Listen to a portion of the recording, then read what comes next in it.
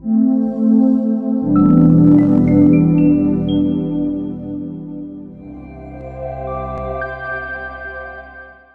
sahabat Artatama, berjumpa lagi di channel Artatama TV. Sahabat Artatama TV, jangan lupa like, share, subscribe, dan jangan lupa hidupkan lonceng notifikasi biar gak ketinggalan video-video terbaru dari kita. Peringatan darurat Garuda Biru menjadi tren di berbagai media sosial. Gerakan massal ini merupakan ajakan kepada masyarakat untuk mengawal putusan Mahkamah Konstitusi, MK, dan jalannya pemilihan kepala daerah, Pilkada, 2024. Mengenai hal tersebut, berikut merupakan awal kemunculan dan arti peringatan darurat Garuda Biru. Dilansir dari detik.com, gambar burung Garuda berwarna biru tersebut, pertama kali diunggah oleh akun kolaborasi Najwa Shihab, Mata Najwa, dan Narasit di Instagram. Narasi TV menjelaskan bahwa poster bertuliskan, peringatan darurat, tersebut merupakan penggalan dari sebuah video lama yang diunggah oleh akun YouTube EAS Indonesia Konsep pada 22 Oktober 2022 lalu. EAS Indonesia Konsep merupakan sebuah akun YouTube yang membuat video dengan konsep The Emergency Alert System, EAS, versi Indonesia. EAS adalah sistem peringatan kedaruratan nasional Amerika yang didesain untuk menyebarkan pesan darurat di tengah siaran televisi dan radio. Dalam unggahan-unggahannya, akun EAS Indonesia Konsep menggunakan metode EAS untuk membuat video horor fiktif yang dikenal sebagai analog horor. Di video yang menampilkan gambar Garuda Biru tersebut, terlihat tulisan peringatan darurat dengan latar biru dan gambar Garuda disertai dengan alarm Morse dan musik yang terkesan menyeramkan. Diambil dari liputan6.com, konsep dari video singkat itu pun tampak seperti tayangan siaran TV nasional yaitu TVRI yang menggambarkan gaya video lawas tahun 1991. Isi dari video itu sendiri adalah sebuah karya fiktif menceritakan tentang peringatan darurat untuk warga sipil Indonesia tentang adanya aktivitas anomali yang dideteksi oleh pemerintah. Video ini tidak memiliki arti yang pasti, hanya sebuah hiburan semata dengan tema analog horor Indonesia. Dikutip dari inews.com, peringatan darurat Indonesia Garuda Biru adalah sebuah panggilan untuk meningkatkan kesadaran dan partisipasi aktif masyarakat dalam menjaga demokrasi serta keadilan di Indonesia. Sementara itu, maksud peringatan darurat yang muncul di media sosial dan Google saat ini merupakan ajakan dari warganet untuk mengawal bersama isu terkait peringatan darurat Garuda, yaitu polemik putusan MK versus revisi Undang-Undang Pilkada. Putusan Mahkamah Konstitusi yang mengubah syarat partai politik mengikuti pemilu, dan revisi Undang-Undang Pilkada yang dianggap kontroversial, menjadi salah satu pemicu munculnya peringatan ini. Komite Pemantauan Pelaksanaan Otonomi Daerah, KPPOD, meminta DPR dan pemerintah tidak ugal-ugalan mengubah konstitusi. Hal ini disampaikan Direktur Eksekutif KPPOD, Herman Suparman sehubungan dengan revisi Undang-Undang RUU Pilkada pasca putusan Mahkamah Konstitusi terkait ambang batas syarat pencalonan kepala daerah dan syarat usia calon kepala daerah.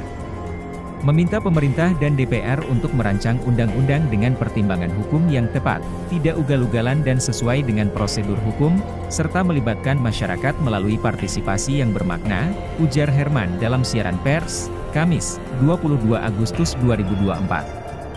Herman mengatakan, hasil RUU Pilkada telah menimbulkan ketidakpastian hukum karena bertentangan dengan putusan MK. Mengingat, putusan MK yang bersifat final dan mengikat ini telah menegaskan prinsip keadilan dan kesetaraan dalam kompetisi pilkada. Selain itu, keputusan ini juga membuka peluang bagi calon kepala daerah alternatif untuk bersaing secara efektif dalam melawan koalisi yang dominan.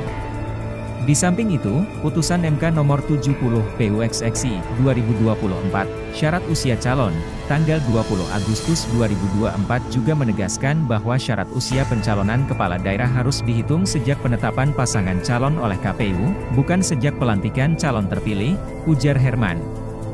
Menurut Herman, putusan mengenai syarat usia calon sejak penetapan oleh KPU mencerminkan semangat penguatan demokrasi lokal di tengah upaya pelanggengan politik dinasti saat ini. Lebih dari itu, Herman melanjutkan, hasil RUU Pilkada juga kontraproduktif dengan upaya menjadikan Pilkada sebagai sistem yang melahirkan kepala-kepala daerah yang berkapasitas dan berintegritas. Menurutnya, kapasitas dan integritas kepala daerah merupakan variabel yang sangat menentukan tata kelola pemerintahan daerah yang baik. Artinya, Selain mengganggu sistem pemilihan kepala daerah yang berlandaskan luber dan jurdil, langsung, umum, bebas, rahasia, jujur, dan adil, revisi Undang-Undang Pilkada yang serampangan ini berpotensi merusak integritas dan efektivitas pemerintahan daerah, serta mengancam upaya mencapai ultimate goal otonomi daerah, imbuh dia. Diberitakan sebelumnya, rapat paripurna pengesahan revisi Undang-Undang Pilkada pada Kamis pagi urung digelar karena peserta rapat tidak memenuhi quorum. Wakil Ketua DPR Sufmi Dasko Ahmad mengeklaim, rapat paripurna tersebut tidak mungkin digelar pada hari ini juga. Ia beralasan, ada mekanisme yang harus ditempuh untuk menentukan kapan rapat paripurna bakal digelar kembali, yakni melalui rapat pimpinan, Rapim, dan Badan Musyawarah, Bamus, DPR. Ya kalau sidang hari ini kita tunda, kita ada mekanisme. Nanti kan harus dirapimkan lagi, dibamuskan lagi, ujar Dasko di Kompleks Parlemen, Senayan, Jakarta, Kamis. Fajar Laksono, Kepala Biro Hukum dan Administrasi Kepaniteraan Mahkamah Konstitusi, MK, menegaskan kalau keputusan MK itu final dan mengikat. Hal ini disampaikan Fajar menyikapi polemik yang terjadi di DPR soal RUU Pilkada pasca MK memutuskan gugatan UU Pilkada soal ambang batas pencalonan kepala daerah. Dan putusan MK sudah diketok. Saya kira semua orang tahu, teman-teman wartawan juga tahu, putusan MK final and binding, ujar Fajar seusai bertemu dengan ratusan tokoh, akademisi, aktivis maupun seniman di Gedung MK, Jakarta, Kamis, 22 Agustus 2024. Soal pelaksana undang-undang tidak mematuhi putusan, Fajar menegaskan bahwa itu sudah bukan menjadi kewenangan MK. Bagaimana kemudian putusan MK itu dilaksanakan, itu bukan wewenang MK lagi, itu wewenang pelaksana undang-undang. Karena yang diuji itu undang-undang, undang-undangnya sudah berubah berdasarkan putusan Mahkamah Konstitusi, silakan itu dilaksanakan, tegasnya. MK wewenangnya selesai ketika sudah putusan itu. MK berbicara hanya melalui putusan, jelas Fajar. Wewenang MK, kata dia, sebetulnya telah selesai dengan dibacakannya amar putusan. Melalui putusannya, MK memberi jawaban, solusi, dan tafsir terkait dengan persoalan konstitusionalitas suatu pasal. Sekadar diketahui, unjuk rasa aktivis, akademisi dan tokoh ini dilakukan di MK menyikapi pemerintah dan DPR yang telah menganulir putusan Mahkamah Konstitusi, MK, terkait perubahan syarat pencalonan kepala daerah. Mereka mendukung keputusan MK, dan minta MK tetap menjaga demokrasi serta konstitusi. Revisi Undang-Undang Pilkada juga dilakukan, sehari setelah MK mengubah syarat pencalonan Pilkada melalui putusan nomor 60 PWXXI 2024. Namun, DPR tidak mengakomodasi keseluruhan putusan itu.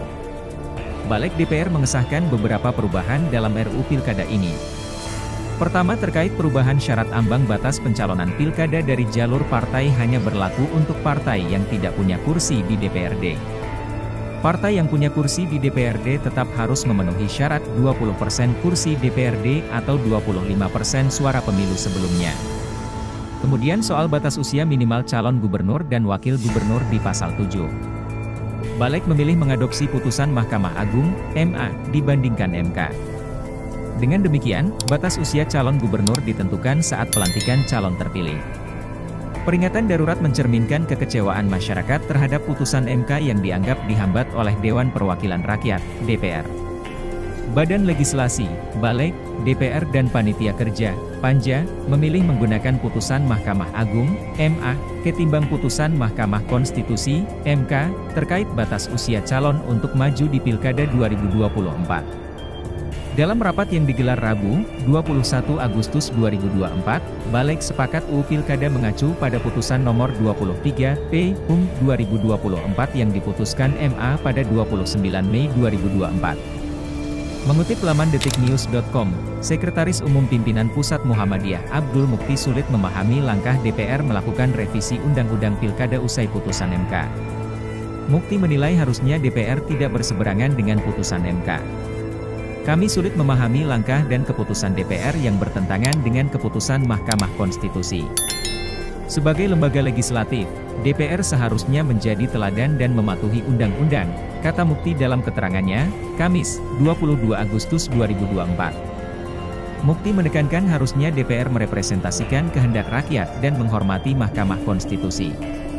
Langkah DPR tersebut selain dapat menimbulkan masalah disharmoni dalam hubungan sistem ketatanegaraan, juga akan menjadi benih permasalahan serius dalam Pilkada 2024.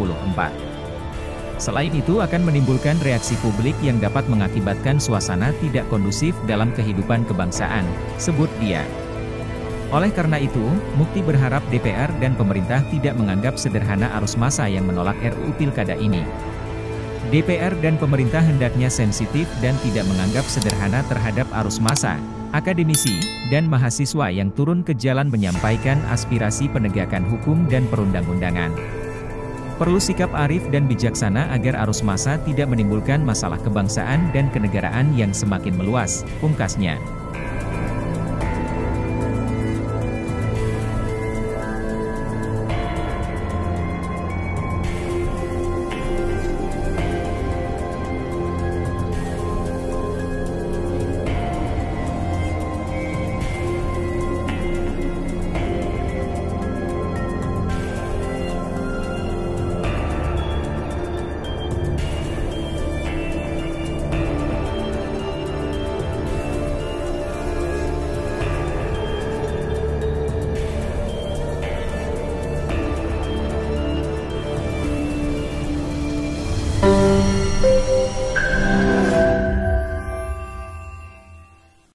Terima kasih telah menonton video ini. Jangan lupa like, share, komen, dan subscribe.